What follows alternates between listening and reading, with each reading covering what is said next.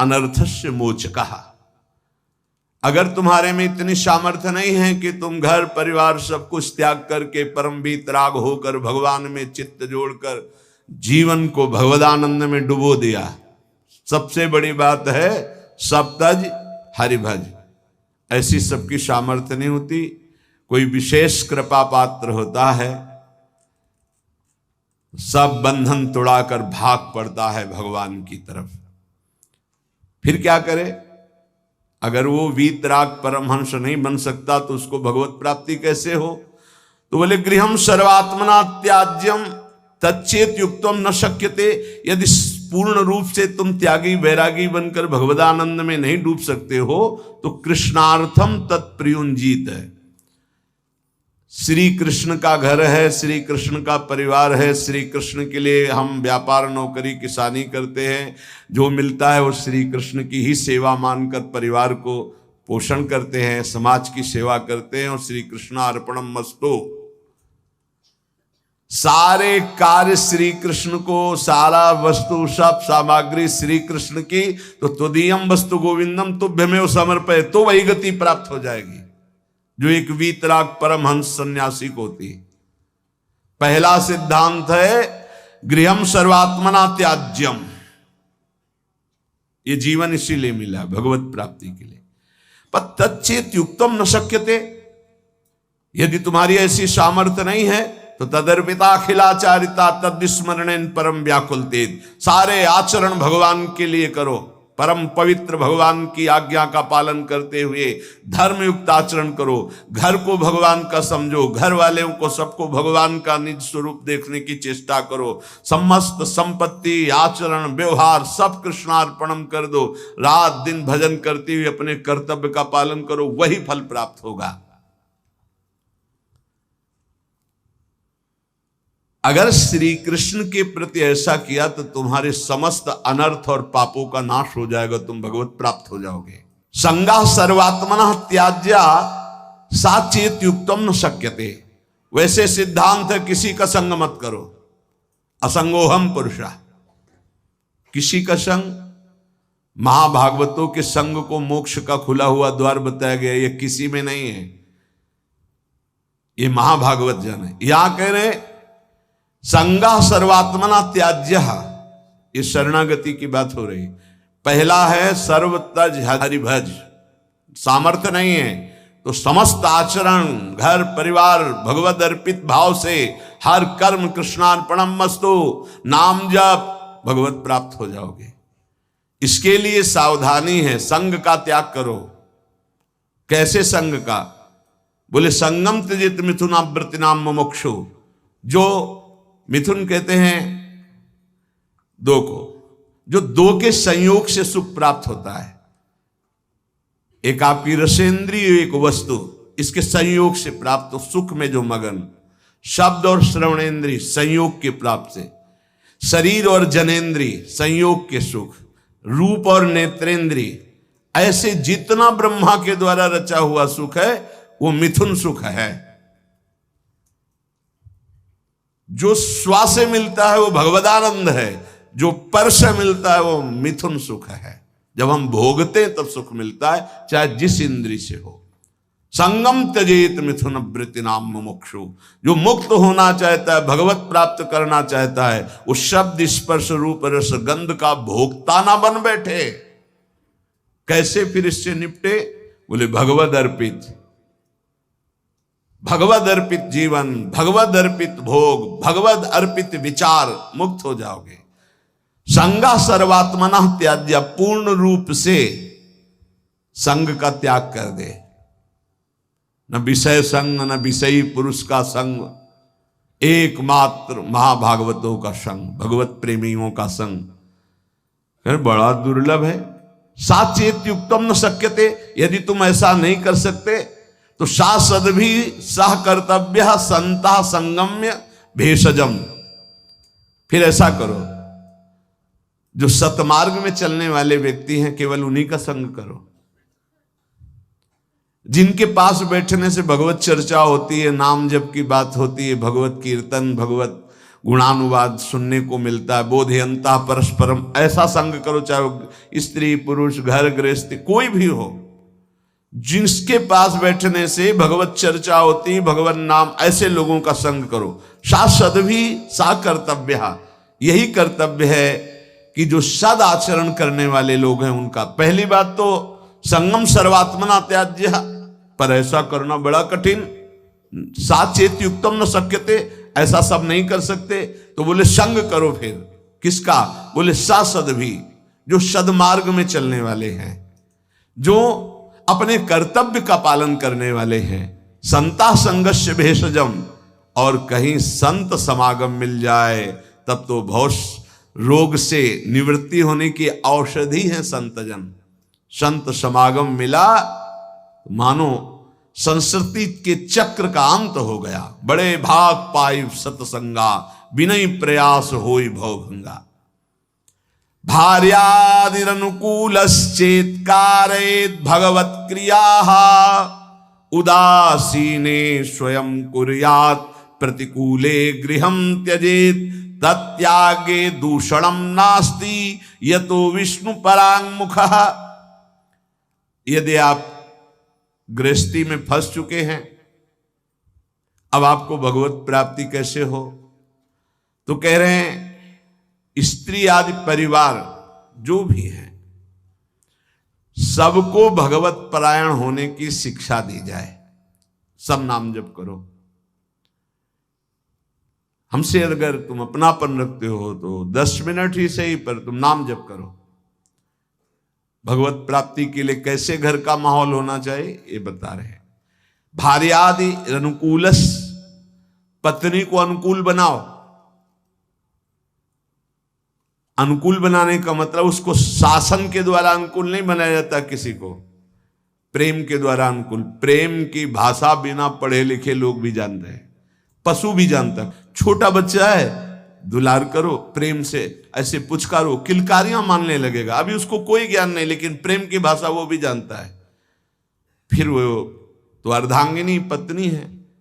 लोगों के हृदय में पता नहीं क्या धारणा बैठ गई है, पुरुष रूप में हो गए तो अपने को पता नहीं ब्रह्म मानते क्या मानते हैं, कि लड़की वाला ब्याह करने आ रहा है, तुमको अपनी बेटी तुम्हारे घर में भेज रहा है, तुम्हारे जीवन भर के लिए तुम्हारा साथी चुन रहा है, तो लड़की वाले की तरफ ऐसी भावना की जाती मानो कोई पाप करके आया हो, कि आज मेरी पुत्री सुंदर है, पढ़े लिखे है, पर हमारे पास धन नहीं, तो जहां जाता हूं अपमान होता है।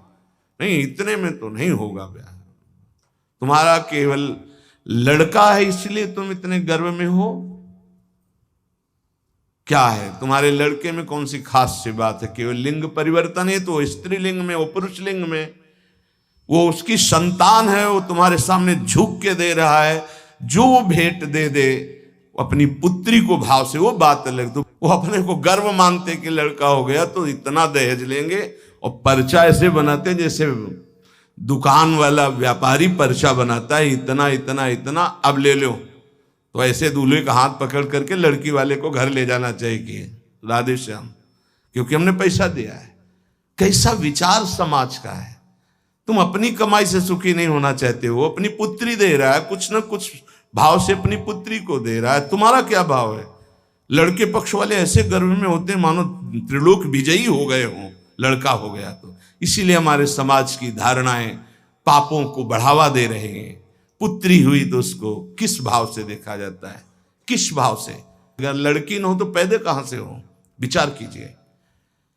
तो तुम्हारी जो पत्नी बनी हो तुम्हारे समान है, 1 इंच भी तुमसे कम नहीं किसी बात में। ईश्वर का तत्व जो तुम्हारे हृदय में, उसके हृदय में जो पांच भौतिक दे तुम्हारी, वो उसकी दे, वो अपने घर का त्याग करके तुम्हारे घर में आई है, तुम्हारी अर्धांगिनी बनी है।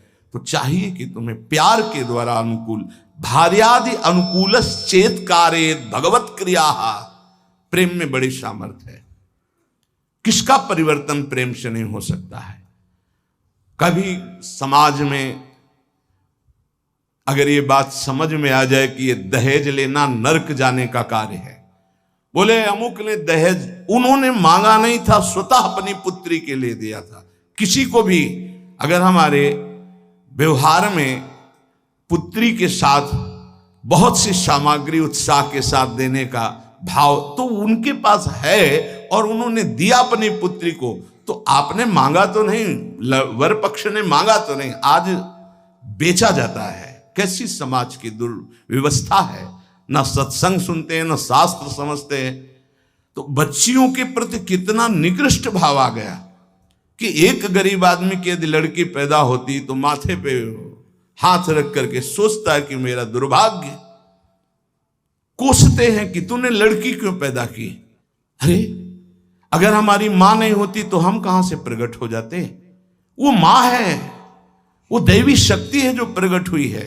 कैसी बुद्धि भ्रष्ट होती चली जा रही लोगों की कि बेटी के शब्द से उनको एक असौभाग्य लगता है कि अरे बेटा थाली बजाओ, चाहे वो पादुका से मार के घर से बाहर कर दे, बुढ़ापे में बेटी ही काम आएगी। फिर चलो पापा हमारे यहाँ, बूढ़े पिता के लिए बेटी तैयार है प्राण देने की। आज बेटियों के प्रति भाव यहां शास्त्र आज्ञा कर रहा है, भार्यानुकूलश्च, वो तुम्हारी अर्धांगिनी, तुम उसके साथ ऐसा कोई व्यवहार मत करो जो तुम्हारे को कभी अनुकूलता की वजह प्रतिकूलता में आ जाए।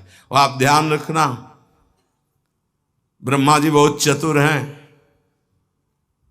जब देखा कि बेटियों की ऐसी अल्ट्रासाउंड करा लिया, ये देख लिया, वो देख लिया, ऐसा भाव, तो काम ऐसी कि तुम हटा ही नहीं सकते हो। आगे की समझ गए होगे चर्चा। इस बात को समझो, तुम पाप करोगे तुम्हें भुगाने के लिए उसी जीवात्मा को भेजा जाएगा और ऐसे रूप में भेजा जाएगा कि तुम्हारा कुछ बस नहीं चलेगा। ये जो घर गृहस्थी में भ्रूण हत्या गर्भ हत्या में प्रार्थना करते हैं, आज वो समय नहीं कि बेटी हुई तो तुम्हें माथे पे हाथ रखना। आज राष्ट्रपति बनी बेटी भारत की। हम बार बार कहते हैं, अभी क्रिकेट मैच की पूरी बेटियां ही आई थी, बहादुर, एक सेना नायक आई थी,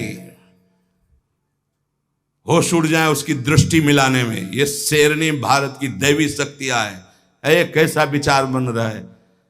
पति अपने को भगवान समझता है, पत्नी को भगवत भाव में नहीं देखता है। कलह अशांति मची रहती है। अब अगर आप कह रहे हैं कि हमारी पत्नी ही ऐसी है, तो आज तुम बहुत सीधे साधे दिखाई दे रहे हो। तुम्हारे कर्म ऐसे थे कि उस देवी के रूप में आई, हर प्रतिकूलता तेरे सामने। अब अगर आप अनुकूल चलना नहीं सीखोगे तो भगवान का विधान ऐसा है कि तुम्हें हर कदम पर दुख प्रदान करेगा। समान भाव, इसलिए भगवान शिव ने दिखाया कि आधा शिव तो आधा शक्ति, यही स्वरूप, सब शिव स्वरूप हैं, सब भगवत स्वरूप है। यही होना चाहिए। अर्धांग पे विराजमान अंबा, और इधर भगवान शिव, इधर अंबा का स्वरूप वही है, दूसरा कोई नहीं है। भगवान ही पत्नी के रूप में है। शास्त्र आज्ञा कर रहा है भगवत प्राप्ति के लिए, भार्यादिर अनुकूलश्च, पहले पत्नी को अनुकूल बनाओ। भगवान को अनुकूल बनाने के लिए परिवार में भगवत भाव पहले लाओ। कलह अशांति, ऐसे प्रेम में बहुत बड़ी ताकत है। इसीलिए हम कहते हैं आज हमारे जो भागवतिक प्रेम की तरफ चलने की बात, जाने दो सांसारिक प्रेम का नाश हो रहा है। ये जो चला है ना आजकल, बच्चा बच्ची का इधर उधर का भाव, ये सब, ये प्रेम का, प्यार का नाश कर रहा है। जो समर्पण होना चाहिए वो बिल्कुल बहुत सावधान, दोनों पक्ष को सावधान होने की जरूरत है। भगवत प्राप्ति गृहस्थी में कैसे करनी है तो बता रहे हैं कि भार्यादि अनुकूलश्चेत कारेत भगवत क्रिया, दोनों मिलकर के भगवत क्रिया करो। पति पत्नी मिलकर धर्म अनुष्ठान करते हुए, घर गृहस्थी के कार्य भगवत समर्पित करते हुए, दोनों नाम जप करते हुए। देखो अभी ये जो आप गर्भ हत्या, भ्रूण हत्या, गर्भपात करते हैं, आपका नाश कर देगा, आपको पता नहीं। ऐसी जगह आपको पीटेगा कि आप न बता पाओगे न रो पाओगे। हमारी प्रार्थना मान लेना, ये जो गर्भस्थ शिशुओं के साथ अत्याचार होता है, इसका परिणाम बहुत बुरा होता है। महान तेजस्वी अस्वस्थामा ब्रह्म ऋषि, गर्भस्थ शिशु परीक्षित पर प्रहार किया तो ब्रह्म तेजहीन करके मुंडन करवा कर आज भी वो त्राहिमाम बोलता हुआ जहां भी होगा अस्वस्थामा, आज भी वो परेशान घूम रहा, केवल गर्भस्थ शिशु परीक्षित पर ब्रह्म अस्त्र का प्रयोग करने के कारण।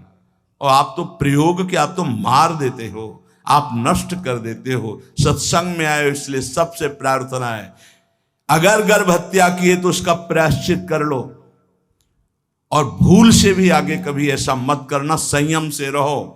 ऐसा कोई कार्य मत करो जिसमें पापाचरण हो जाए और भगवत प्राप्ति के लिए तुम्हारा उत्साह ही कभी न बने, ऐसे पाप बन जाए।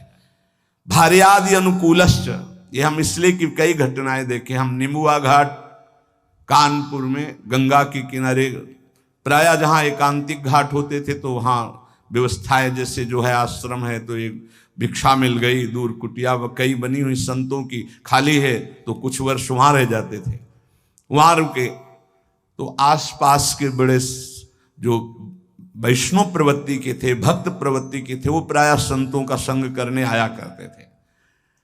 तो उसमें एक बहुत ही धनी मानी ब्राह्मण आते थे।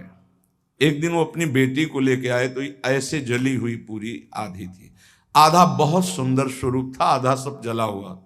तो उसकी आकृति देखकर कहा ऐसा कैसे हो गया?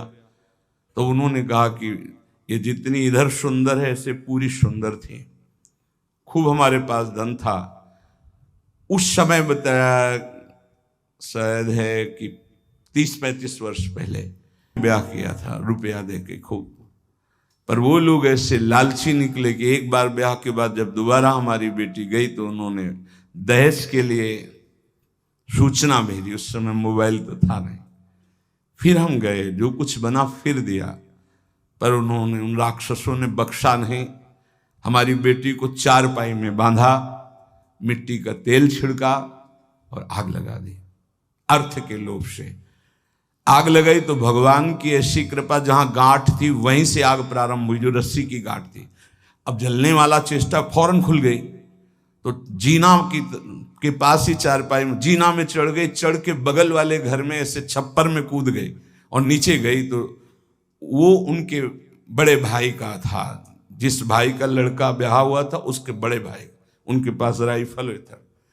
उन्होंने जे ही देखा तो तत्काल कंबल से सुरक्षा की और राइफल निकाली, बाहर निकले, कहा राक्षसों हम तुम्हें बताएंगे, और उसकी सुरक्षा करके पुलिस तक पहुंचाई। बोले तब ये जिंदा हमें वापस हुई, मुकदमा चल रहा है। अब वो ऐसे पूरी जली हुई, क्या उसका अभिशाप उनको सुखी कभी होने दे? आगे चलकर किस योनियों में जाएंगे क्या पता।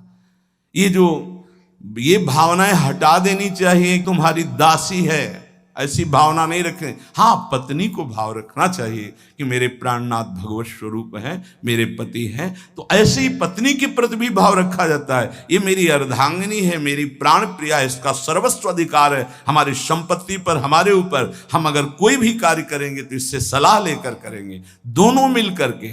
भार्यादि अनुकूलश्चेत् कारयेत् भगवत क्रिया, दोनों मिलकर कोई धर्मानुष्ठान करें। अकेले का, गृहस्थी का विषय है, अकेले तुम बोले हम जा रहे हैं मुक्ति, नहीं, पहले अनुमति लीजिए। यहां तक कि महापुरुषों ने सन्यास भी लिया है तो पहले मनाया है, अनुमति ली है। जब उन्होंने अनुमति दे दी तब आगे की क्रिया हुई। माता से अनुमति और पत्नी से अनुमति अत्यंत आवश्यक है। अगर मां विराजमान है तो उसका आदेश, और पत्नी विराजमान तो भले वृद्धा हो गई है पर उसका अधिकार। हमारे शास्त्र में लिखा है यदि वो वानप्रस्थ में जाना जाता है तो ऐसे बात की करे पत्नी से कि यदि आप अपने पुत्रों के साथ रहकर जीवन व्यतीत करना चाहते तो मुझे आदेश करें, मैं तप के द्वारा अपने जीवन को भगवान में मिलाना चाहता हूँ। और यदि आप हमारे साथ चलना चाहती तो आपका स्वागत है, हम दोनों बैरागी होकर चले। वो जैसा अनुमति दे ऐसा शास्त्र आज्ञा करता है। ऐसे नहीं मनमानी कि हम स्वतंत्र हैं किसी भी तरह। अगर कोई धर्मानुष्ठान करते हो, पत्नी आपकी है, वो आपका साथ ना दे वो बात अलग है। अगर वो आपके अनुकूल चलती है और आपने कोई धर्मानुष्ठान किया, पत्नी को साथ नहीं ले गए, तो अपने आप उसका ट्रांसफर हो जाएगा उसके पास। पाणिक ग्रहण की कोई खिलवाड़ नहीं, धर्मानुष्ठान ट्रांसफर हो जाएगा। और पूर्ण धर्म का संकल्प तभी माना जाएगा जब वो भार्या तुम्हारे वामांग में विराजमान होगी। जब सिया जी भूमि में विलीन हो गई तो रघुनाथ जी जब यज्ञ किए तो स्वर्ण की सिया जी बनाकर वामांग में विराजमान की गई। और तुम्हारी अर्धांगिनी विराजमान हो, तुम धर्मानुष्ठान करने जा रहे हो, सफल हो जाओगे। भार्यादि अनुकूलश्चेत कारेत भगवत क्रिया। गृहस्थी में हो तो तुम्हें पहले अपने परिवार को अनुकूल बनाना होगा, पत्नी को, माता पिता को, परिवार को भगवत स्वरूप मानते हुए अनुकूल उसको बनाओ, धर्म के द्वारा, भागवत भाव के द्वारा। उदासीने स्वयं कुर्यात् प्रतिकूले गृहं त्यजेत। यहां कह रहे हैं उनकी आज्ञा से सेवा आदि के द्वारा राजी करके फिर भजन की प्रवृत्ति बढ़ावे। पहले पति पत्नी को अनुकूल करे, परिवार को अनुकूल, जो भगवत प्राप्ति का रास्ता है। ऐसा नहीं जैसे एक दो लोग आए कि अब हम तो नहीं, दोनों राजी तो राजी, नहीं तो धर्म से चलो जैसी धर्म आज्ञा करती। पाणिक ग्रहण के समय ये श्रुतियां, ये शास्त्र जो साक्षी बनाए गए थे वो पति पत्नी के भाव से बनाए गए थे। वो तुम्हारी इच्छा नहीं, लेकिन उसकी भावना की पूर्ति के लिए आपको गृहस्थ धर्म स्वीकार करना चाहिए। अगर भगवत भाव के विरुद्ध और बहुत ही कुटिल स्वभाव है तो देखो यहां शास्त्र आज्ञा कह रहा है, एकदम विरुद्ध, धर्म विरुद्ध, भगवत भाव विरुद्ध, बिल्कुल कुटिल व्यवहार, तो फिर बात अलग है कि अब वो धर्म में साथ नहीं दे रही तो आप धर्म करो। फिर भी पाणिक ग्रहण किया तो धर्म का हिस्सा उसके समीप जाएगा, उसका कल्याण होगा। ऐसे कोई खिलवाड़ नहीं पाणिक ग्रहण करना। जो परांगमुख, भगवत परांगमुख, भगवत विमुख है, वो कोई भी हो, फिर तो जाके प्रिय, ये सिद्धांत तब लागू, जाके प्रिय न राम वैदेही तजिए ताहि कोटि वैरीशम यद्यप परम शनेहि। अनुकूलस्य संकल्पाः प्रतिकूल विसर्जनम रक्षस्यतीति विश्वासो भरतत्वे वर्णे यथा आत्मनै वेद्य कार्पण्ये षड्विधा शरणागते है। अब शरणागति का स्वरूप समझिए। प्रभु के अनुकूल सदैव चलना, इस शरणागति का संकल्प कर लेना चाहिए। जो गीता में, भागवत में, जो गुरुजनों ने, संतों ने आदेश किया है वो प्रभु के अनुकूल है। श्री कृष्ण अनुकूलेन प्रतिकूलस्य विसर्जनम। भगवान के, गुरु के, संतों के वाक्यों के प्रतिकूल कभी न चलना। अनुकूलस्य संकल्पाः, ये जीवन भर के लिए संकल्प लिया जाए अपने लोग मिलकर कि प्राण चाहे चले जाएं, धर्म के विरुद्ध आचरण नहीं करेंगे। प्रतिकूलस्य विसर्जनम, प्रतिकूल आचरण कभी हम प्रभु के नहीं करेंगे, प्रतिकूल आचरण नहीं करेंगे। भूल न दें कुमारग पाऊं। और रक्षस्यतीति विश्वासो, मेरे भगवान मेरी रक्षा करेंगे, पक्का विश्वास बना लो। शरणागति की तरफ कदम बढ़ाने के लिए ये पक्का विश्वास बना लो, भगवान मेरी रक्षा। कई जगह ऐसी देखा है। एक जगह हम फूल चयन कर रहे थे प्रभु के लिए। अब चित्तवृत्ति प्रियाजू में फूलों को देख, ये फूल ऐसा, और कदम आगे बढ़ रहे थे और वो वाकूफ था। जैसे किसी ने हमको ऐसे रोक दिया, अचानक दृष्टि ऐसे रोका, जैसे मानो कोई धक्का मारो, तो एकदम ऐसे अगला कदम जो गिरने वाला था वो एक एक कदम पे प्रभु, एक एक कदम पे, पूरे जीवन की बात कह रहे, एक एक कदम पे प्रभु ने रक्षा की, प्रभु ने ही रक्षा की। तो रक्षिस्यतीति विश्वासो, दृढ़ विश्वास करो, जिनकी तुम शरण में हो तुम्हारे को हर समय देख रहे, तुम्हारी रक्षा करेंगे। कभी अगर ऐसी घटना दिखाई दे कि भगवान ने भक्त की रक्षा नहीं की, तो पहली बात है कि बाहरी आडंबर है, भक्ति में विश्वास निष्ठा नहीं है। पहली बात मान लीजिए।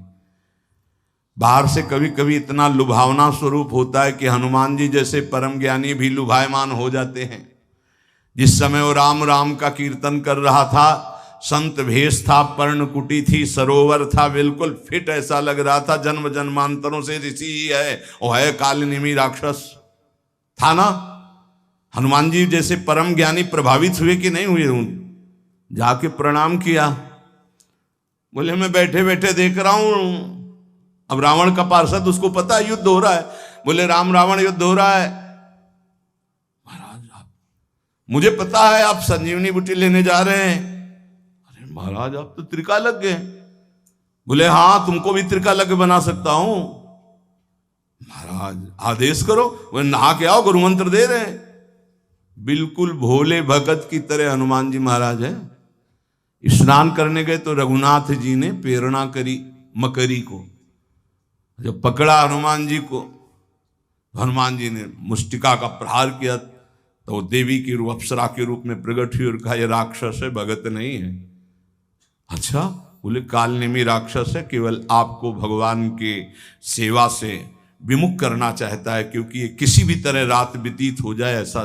बोले ऐसी सोच को तो हम तत्काल नष्ट करते हैं। हनुमान जी के बोले आओ गुरु मंत्र ले। बोले नहीं, पहले गुरु दक्षिणा ले आप। पूछ में लपेटा, गुरु दक्षिणा दी, जय श्री राम। देर नहीं लगी, पहुंच गए द्रोणागिरी पर्वत। तो कभी कभी ऐसा होता है कि हम जैसे देख रहे हैं तो ऐसा नहीं होता। दूसरी बात, कभी कभी ऐसा होता है कि किसी भगवत प्राप्त महात्मा के ऊपर भी ऐसी घटनाएं देखी गई, उनका अंतिम निर्णय ऐसा ही भगवान ने पहले से निश्चय कर रखा है। तीसरी बात होती है कि कभी कभी हम भक्त को गिरते हुए देखते हैं, भ्रष्ट होते होते, तो कीन हो इस कबहू अभिमाना सो खोवंचा कृपा निधाना। नहीं तो दृढ़ विश्वास रखो, रक्षिष्य तीति विश्वास हो, दृढ़ विश्वास, भगवान तुम्हारी रक्षा करेंगे, पक्का रक्षा करेंगे।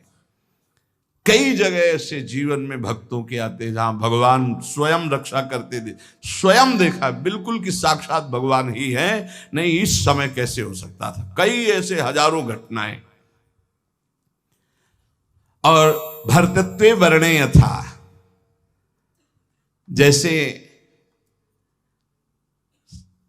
स्वामी सेवक को, जैसे अर्धांगिनी को धर्मज्ञ पति सदैव पोषण करता है, ऐसे उदाहरण कैसे बन सकता है भगवान के लिए। कोई प्राकृतिक उदाहरण है। भगवान सदैव अपने भक्त का स्वयं भरण पोषण करते हैं। योगक्षेमम भाम्यम स्वयं। एक बार इसी श्लोक पर किसी को संशय हुआ, बड़े विद्वान थे, कि अनन्यश्चिंतयन्तो माम ये जनाः परिपासते तेषां नित्याभियुक्ता नाम योगक्षेमम भाम्यहम्। जो मेरा अनन्य चिंतन करता है उसके योगक्षेम का वाहन मैं करता हूं। तो बोले कभी ऐसा नहीं। भगवान को चाहिए था कि कराम्य हम, मैं करवा देता हूं व्यवस्था। वाम्यम क्या स्वयं आते हैं? तो उन्होंने ऐसे काट करके गीता के शब्द को लिखा कराम्य हम, लिखा योगक्षेमम वहाम्य हम, उन्होंने लिखा कराम्य हम। अब जो विघ्न शुरू हुआ, कई दिन भारी वर्षा, ना भोजन, ना कोई जजमान, ना कोई, हर अव्यवस्था ही अव्यवस्था, त्राहिमाम मच गया। स्वयं भगवान श्याम सुंदर भोजन की सामग्री सब लेकर के आए। जब वो घर पे नहीं थे, गए हुए थे, देखा बड़ा सुंदर बालक और यहां से खून निकल रहा है, रक्त निकल रहा है। तो उन्होंने कहा कि बेटा ये कैसे? उनकी पत्नी ने कहा। तो उन्होंने कहा माँ, ये जो विद्वान ब्राह्मण तुम्हारे पति हैं, उन्होंने चाकू से हमें काट दिया है। ऐसे निर्दयी कैसे हो सकते हैं?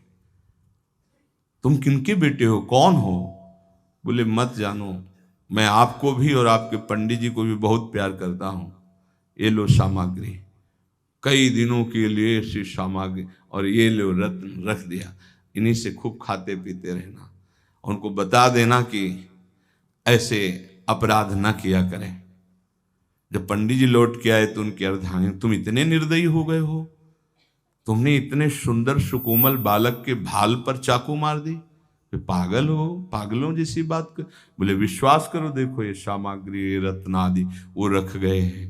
और नौकिशोर बालक था, 14 वर्ष का, और वो कह रहा था पंडित जी ने, तो उनको ओहो, मैंने गीता जी के एक शब्द को काटा था, वाहम्य हम।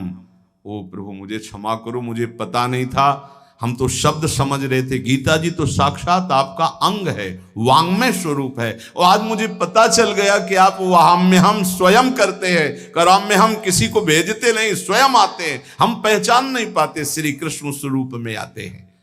तो विश्वासो भरतत्वे वर्णे यथा, भगवान तुम्हारे जीवन भर और जीवन के बाद का भी ठेका लेते हैं यदि तुम शरणागत हो।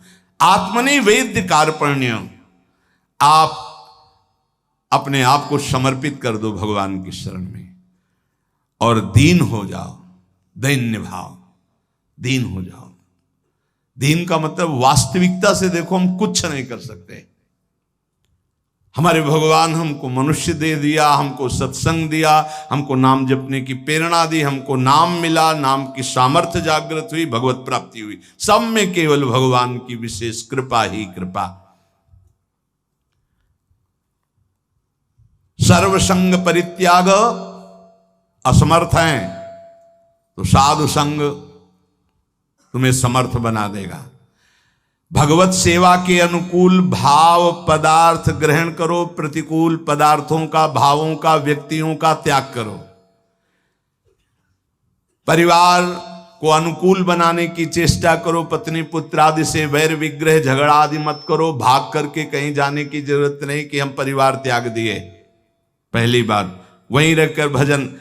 यदि वहां सब प्रतिकूल व्यवहार है और भगवत विमुख जन है, फिर आपके लिए छूट है। क्या? आप अपने भगवत भाव को पुष्ट कर सकते हो। पांचवा, दृढ़ विश्वास प्रभु में, आत्मनिवेदन और दैन्यता, ये महान सद्गुण शरणागति के अंतर्गत